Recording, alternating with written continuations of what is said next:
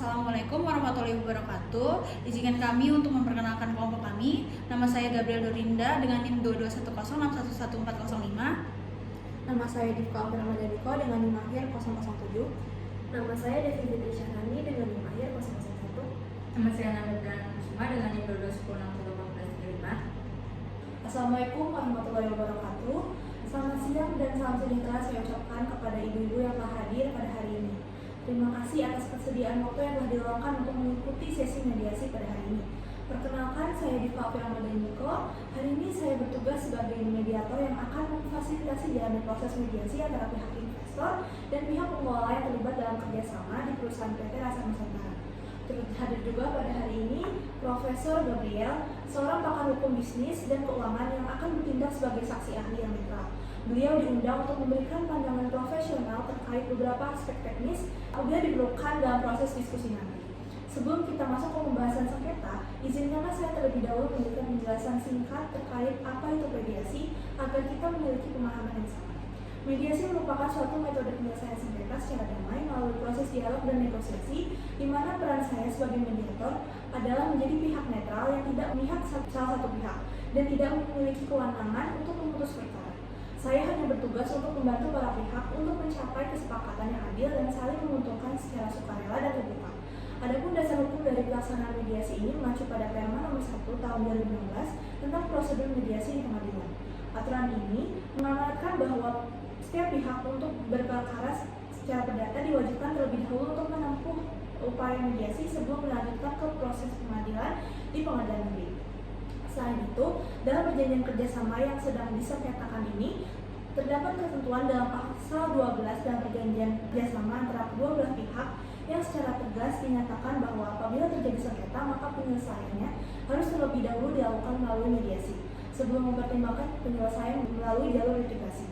Sebelum memulai mediasi dan masuk ke dalam pokok permasalahan, saya mohon kesediaan dari masing-masing para pihak untuk memperkenalkan diri terlebih dahulu, serta menyampaikan secara singkat harapan dan dari proses mediasi yang akan dilaksanakan hari ini.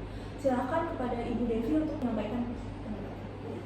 Selamat siang, saya Devi Fitri Syahrani. Sebagai penggugat, saya adalah salah satu investor utama yang telah menanamkan modal di PT Rasa Nusantara sejak perusahaan ini didirikan. Saya datang ke forum mediasi ini karena merasa ada hak-hak saya sebagai investor yang tidak dipenuhi sebagaimana mestinya, terutama terkait transparansi pengelolaan keuangan dan pembagian keuntungan. Saya sangat berharap melalui mediasi ini kita dapat menemukan jalan keluar yang adil dan dapat diterima semua pihak tanpa harus melanjutkan ke ranah hukum. Namun, apabila memang tidak tercapai kesepakatan, saya tidak segan untuk membawa persoalan ini ke ranah pengadilan. Selamat siang juga, saya Nanda Kusuma sebagai tergugat. Saya bertanggung jawab sebagai pengelola operasional PT Rasa Nusantara sejak awal berdirinya perusahaan ini. Saya hadir di sini dengan harapan bahwa masalah yang sedang kita hadapi dapat diselesaikan secara baik-baik tanpa harus merusak hubungan yang selama bertahun-tahun telah kita bangun bersama dengan susah payah. Saya berharap kita bisa berdiskusi secara terbuka dan saling memahami satu sama lain. Baik, terima kasih atas pemahamannya. Baiklah, sekarang saya persilakan terlebih dahulu kepada Ibu Devi untuk menyampaikan pokok permasalahan yang menjadi dasar dari sengketa ini. Terima kasih. Jadi, saya menginvestasikan dana sebesar 1,2 miliar ke perusahaan ini dengan kesepakatan yang tertulis secara tertulis bahwa saya akan menerima bagian sebesar 10% dari laba bersih perusahaan setiap tahunnya. Dari tahun 2015 sampai 2018, pembagian keuntungan berjalan dengan lancar dan sesuai dengan perjanjian awal. Namun, sejak tahun 2019, pembagian keuntungan mendadak terhenti tanpa adanya pemberitahuan atau penjelasan resmi dari pihak pengelola. Saya telah beberapa kali mengajukan permintaan laporan keuangan kepada pihak pengelola, tetapi dokumen yang diberikan tidak lengkap dan tidak mampu memberikan gambar keuangan yang utuh. Bahkan, ada beberapa pengeluaran yang nilainya besar dan tidak disertai penjelasan secara rinci. Karena itu, saya melakukan audit internal. Dan dari hasil audit tersebut, ditemukan indikasi penyalahgunaan dana perusahaan yang termasuk dugaan pembelian aset pribadi yang dicatat atas nama perusahaan. Sebagai investor, saya merasa sangat dirugikan atas hal ini. Hitungan kerugian yang saya alami sudah mencapai kurang lebih 2 miliar. Saya hadir di sini bukan untuk memperpanjang konflik, melainkan saya ingin hak saya dipulihkan. Saya juga ingin adanya perbaikan tata kelola keuangan yang lebih transparan. Baik, terima kasih Bu Devi. Sekarang saya persilakan kepada Ibu Nanda selaku tergugat untuk memberi tanggapan. Terima kasih. Pertama-tama saya ingin menyampaikan permintaan maaf jika selama ini komunikasi kami kurang baik sehingga menimbulkan kesalahpahaman.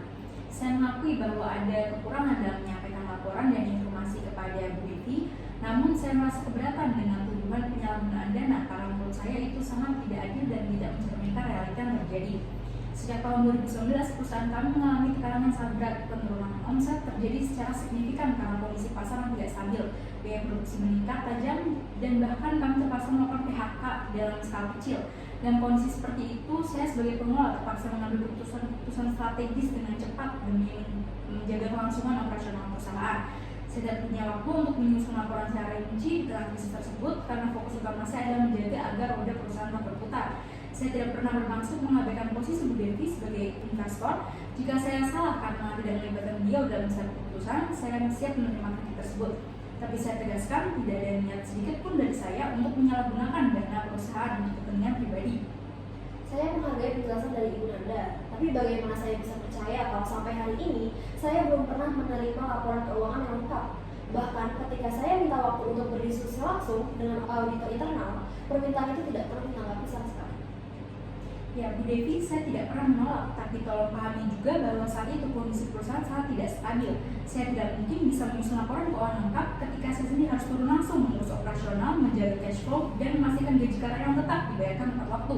Saya bekerja hampir 16 jam sehari saat itu, bukan untuk menghindari tanggung jawab, tapi untuk menyelamatkan perusahaan dari krisis. Tapi bagaimana dengan tanggung jawab terhadap investor? Saya sudah menaruh kepercayaan penuh saya menanam uang dalam jumlah besar. Dan selama bertahun-tahun saya tidak mendapat penjelasan. Kalau memang nggak ada yang disembunyikan, kenapa sejak awal tidak transparan? Baik, saya tidak menyembunyikan apapun, Bu, tapi saya memang kewalahan. Mungkin saya terlalu fokus ke teknis dan mengabaikan aspek komunikasi, saya akui itu. Tapi mohon jangan menilai bahwa saya punya niat buruk atau ingin merugikan Anda. Baik, saya memahami bahwa ini bukan hanya soal angka, tapi juga menyangkut kepercayaan dan rasa kecewa dari para pihak ya. Mari kita fokus untuk mencari jalan tengah. Sebelum kita melanjutkan diskusi, saya mohon izin untuk meminta pandangan dari Prof. Gabriel sebagai saksi. Baik, terima kasih. Berdasarkan dokumen dalam laporan yang sempat saya telah sebelumnya, memang terdapat ketidakteraturan dalam penyampaian laporan keuangan.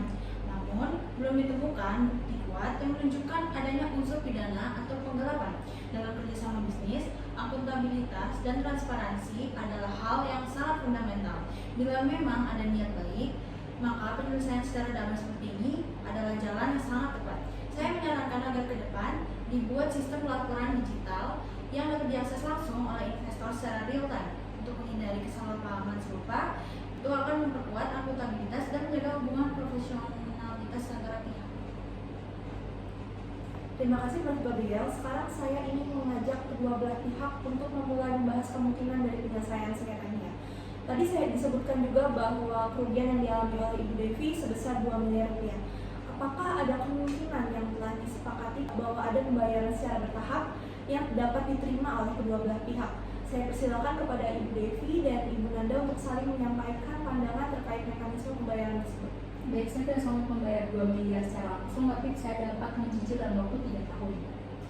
Saya menolak. Menurut saya, 3 tahun itu terlalu lama. Saya sudah menunggu ini selama 5 tahun. Tapi kalau bisa diselesaikan dalam waktu 18 bulan, saya akan menerima. Baik, saya mencatat ada semangat untuk menentukan titik temu di sini. Untuk mempermudah pembicaraan, apakah Ibu Devi bersedia menyampaikan skema cicilan dalam 18 bulan yang sekiranya tidak memberatkan? Saya persilakan kedua belah pihak untuk menyampaikan pandangannya. Saya mengusulkan skema seperti ini. 6 bulan pertama, 50 juta per bulan. 6 bulan kedua, 100 juta per bulan. Dan 6 bulan yang terakhir, 150 juta per bulan. Jadi totalnya tetap 2 miliar dalam 18 bulan. Itu memang agak berat, tapi akan saya usahakan dan saya bisa setuju asal cicilan awal itu tidak memberatkan. Saya setuju asal ada perjanjian tertulis dan masih jelas. Jika ada keterlambatan, saya bisa setuju. Baik, saya mencatat kesepakatan yang terbentuk di sini. Itu yang pertama ada Ibu Nanda yang bersedia untuk membayar kompensasi sebesar 2 miliar rupiah kepada Ibu Devi dalam jangka waktu 18 bulan secara progresif. Yang pertama itu ada 6 bulan pertama sebesar 50 juta per bulan, 6 bulan kedua sebesar 100 juta rupiah per bulan, 6 bulan terakhir sebesar 160 juta per bulan. Jika ada keterlambatan lebih dari 2 bulan secara berturut-turut, maka sisa kewajiban yang dianggap jatuh tempo seluruhnya. Jika terdapat kendala yang mendesak, pihak tergugat dapat mengajukan penyesuaian dengan pemberitahuan resmi dan dokumen pendukung. Pengelolaan keuangan perusahaan akan diperbaiki agar lebih transparan dan laporan keuangan yang akan diberikan setiap bulan. Keputusan strategis perusahaan ke depan akan dikomunikasikan secara formal kepada investor. Semua kesepakatan akan dituangkan dalam hasil mediasi tertulis yang akan ditandatangani oleh kedua belah pihak nantinya. Sebelum saya tutup, saya persilakan Prof. Gabriel, apakah ada tambahan atau catatan penutup? Baik, terima kasih. Saya hanya ingin menyampaikan bahwa kesepakatan yang tercapai hari ini adalah langkah yang sangat konstruktif. Saya berharap komitmen dari kedua belah pihak tidak hanya berhenti pada dokumen, tapi juga diimplementasikan dengan disiplin dan transparansi. Ini adalah fondasi penting untuk menjaga kepercayaan dan keberlanjutan usaha bersama. Terima kasih Prof. Gabriel. Untuk Ibu Devi dan Ibu Nanda, apakah setuju dengan poin-poin kesimpulan yang saya sampaikan? Saya setuju dan saya berharap ini semua berjalan sesuai dengan kesepakatan. Saya juga setuju dan saya pasang kesepakatan ini sebagai berikut. Baik, dengan demikian mediasi hari ini saya nyatakan berhasil. Saya ucapkan terima kasih atas keterbukaan dan kerjasama dari kedua belah pihak. Semoga hasil dari pertemuan mediasi ini menjadi titik awal pemulihan hubungan dan keberlangsungan usaha yang lebih baik ke depan dan untuk kedua belah pihak. Terima kasih. Assalamualaikum warahmatullahi wabarakatuh. Izinkan kami untuk memperkenalkan kelompok kami. Nama saya Gabriel Dorinda dengan NIM 22106111405. Nama saya Divka Ramadhaniko dengan NIM akhir 007. Nama saya Devi Fitri Syahrani dengan NIM akhir 001. Nama saya Nanda Kusuma dengan NIM 221061115. Assalamualaikum warahmatullahi wabarakatuh. Selamat pagi dan salam sejahtera untuk kita semua. Perkenalkan, saya Divka Ramadhaniko ditunjuk sebagai konsiliator untuk memfasilitasi proses konsiliasi antara perwakilan karyawan dan pihak manajemen PT Maju Bersama dalam penyelesaian perselisihan hubungan industrial. Saya tegaskan sebagai konsiliator sejak awal bahwa posisi saya bersifat netral. Saya tidak memihak salah satu pihak dan hanya bertugas membantu mencapai win-win solution bagi kedua belah pihak. Sebelum memulai, saya akan menjelaskan terlebih dahulu apa itu konsiliasi. Konsiliasi adalah mekanisme penyelesaian perselisihan hubungan industrial di mana pihak ketiga yang netral, dalam hal ini konsiliator, akan mendengarkan kedua belah pihak, memberikan saran dan membantu menemukan solusi damai tanpa mengeluarkan putusan yang mengikat seperti pada arbitrase atau pengadilan. Konsiliasi ini mengacu pada UU Nomor 2 Tahun 2004, khususnya pasal 1 angka 4 serta pasal 10 sampai 15. Tujuannya adalah untuk mencari solusi damai, mencegah konflik berkepanjangan, dan menjaga keharmonisan hubungan kerja. Hari ini juga hadir saksi ahli yang kami undang secara resmi untuk mendampingi proses ini, yaitu Ibu Gabriel, selaku pengawas ketenagakerjaan dari Dinas Ketenagakerjaan. Kehadiran beliau adalah untuk memberikan pendapat objektif bila dibutuhkan dalam proses konsiliasi ini, agar proses ini berjalan sesuai dengan prinsip keadilan. Baik, terima kasih Ibu Dika. Saya Gabriel Dorinda dari Dinas Ketenagakerjaan. Dalam forum ini, saya hadir sebagai saksi ahli untuk mengamati jalannya konsiliasi dan bila diperlukan, memberikan penjelasan teknis berdasarkan peraturan perundang-undangan ketenagakerjaan. Saya tidak berpihak, namun saya akan memastikan bahwa proses ini berjalan secara adil, transparan, dan sesuai hukum yang berlaku. Baik, terima kasih Ibu Gabriel. Mari kita mulai sesi konsiliasi hari ini dengan mendengarkan perkenalan dan penyampaian dari masing-masing para pihak. Silakan dari pihak karyawan terlebih dahulu untuk menyampaikan pernyataan. Terima kasih Bu Divka. Perkenalkan saya Nanda, perwakilan dari karyawan divisi produksi PT Maju Bersama. Bersama rekan-rekan saya, kami ingin menyampaikan sejumlah keberatan terkait situasi yang sedang kami alami di lingkungan kerja. Kami merasa perlu menyampaikan secara formal beberapa hal yang telah menjadi keluhan dan berdampak pada kesejahteraan kami. Di antaranya yang pertama, upah lembur yang tidak dibayarkan sesuai ketentuan, padahal kami sering bekerja di luar jam kerja normal. Yang kedua, adanya perubahan kebijakan kerja yang dilakukan sepihak oleh manajemen, terutama terkait penambahan jam lembur tanpa diskusi sebelumnya. Selanjutnya, status kontrak kerja kami yang belum juga mendapat kejelasan, meskipun sebagian besar dari kami telah bekerja lebih dari 3 tahun. Dan yang keempat, belum adanya forum komunikasi formal antara manajemen dan perwakilan karyawan, yang membuat kami kesulitan menyampaikan aspirasi secara langsung dan konstruktif. Untuk itu, kami menuntut agar yang pertama, lembur dibayarkan sesuai ketentuan perundang-undangan. Selanjutnya, kebijakan lembur ditinjau dan dibicarakan ulang secara adil.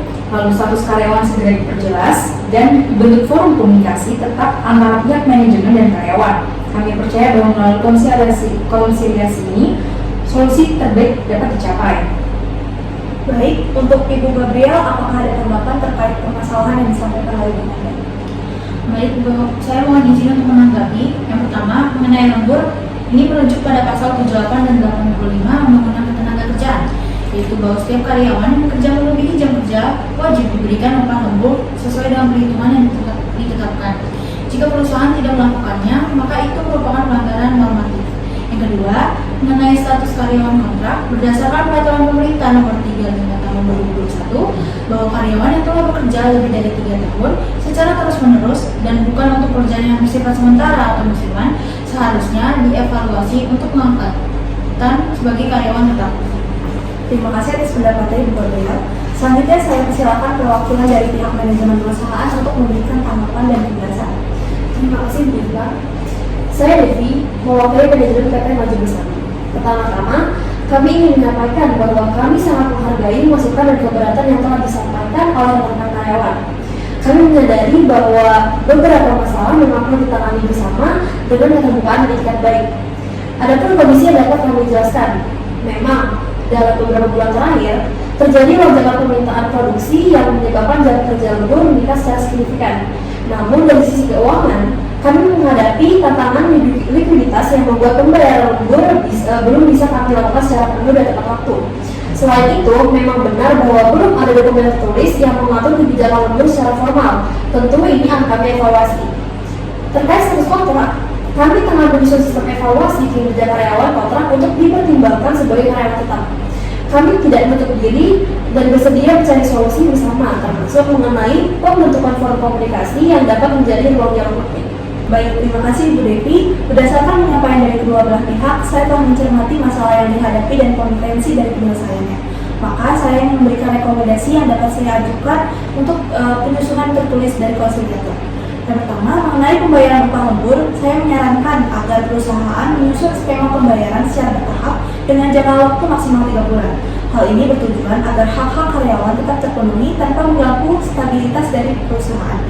Skema ini harus diawasi secara bersama agar pelaksanaannya tepat waktu dan tidak molor. Yang kedua, terkait kebijakan lembur yang selama ini belum diatur secara tertulis. Saya menyarankan kedua belah pihak menyusun perjanjian kerjasama atau nota kesepahaman yang sah dan disepakati. Kedua, terkait kebijakan lembur yang selama ini belum diatur secara tertulis, saya menyarankan kedua belah pihak untuk menyusun perjanjian bersama atau nota kesepahaman yang sah dan disepakati. Dokumen ini akan menjadi pedoman hukum internal perusahaan yang dapat mencegah kesalahpahaman di kemudian hari. Walaupun proses penyusunan yang memerlukan waktu dan diskusi yang mendalam, hasil akhirnya akan bermanfaat untuk jangka panjang. Ketiga, mengenai status karyawan kontrak, saya menyarankan perusahaan segera menyusun kriteria evaluasi yang objektif dan melaksanakan proses penilaian dalam waktu 1 bulan. Hal ini akan memberikan kepastian kerja bagi karyawan sekaligus meningkatkan motivasi mereka untuk bekerja lebih baik. Namun, agar hasilnya adil dan tidak menimbulkan kecurigaan, sistem penilaian ini harus transparan dan bisa dipertanggungjawabkan. Terakhir, saya menyarankan agar dibentuk forum komunikasi resmi antara manajemen dan perwakilan karyawan dengan pertemuan rutin setiap bulan. Forum ini penting untuk mencegah konflik di masa mendatang dan menumbuhkan budaya dialog yang sehat di lingkungan kerja. Terima kasih atas rekomendasi yang disampaikan. Yang terpenting bagi kami adalah ada kejelasan dan komitmen yang merealisasikannya. Kami ingin solusi nyata bukan hanya janji. Jika skema pembayaran dan evaluasi benar berjalan sesuai tenggat waktu, kami akan sangat mendukung. Kami memahami kekhawatiran pihak karyawan dan kami menyetujui seluruh poin rekomendasi tersebut. Kami hanya berharap diberikan sedikit kelonggaran dalam teknis pelaksanaan, terutama soal pembayaran lembur karena kami harus menyesuaikan dengan aset keuangan. Namun, kami berkomitmen untuk menyelesaikannya dalam waktu yang disepakati. Baik, karena kedua belah pihak menyetujui rekomendasi yang saya sampaikan, maka saya akan menyusun anjuran tertulis konsilitator yang mencakup yang pertama, pembayaran lembur diselesaikan dalam jangka waktu maksimal 3 bulan sesuai skema yang telah disepakati. Penyusunan dan penandatanganan perjanjian tertulis mengenai kebijakan lembur dalam waktu 2 minggu. Evaluasi status karyawan kontrak dilakukan dan disampaikan hasilnya dalam waktu 1 bulan. Pembentukan forum komunikasi resmi yang mulai aktif di bulan depan dengan agenda pertemuan rutin. Anjuran tertulis ini akan saya sampaikan secara formal untuk ditandatangani oleh kedua belah pihak.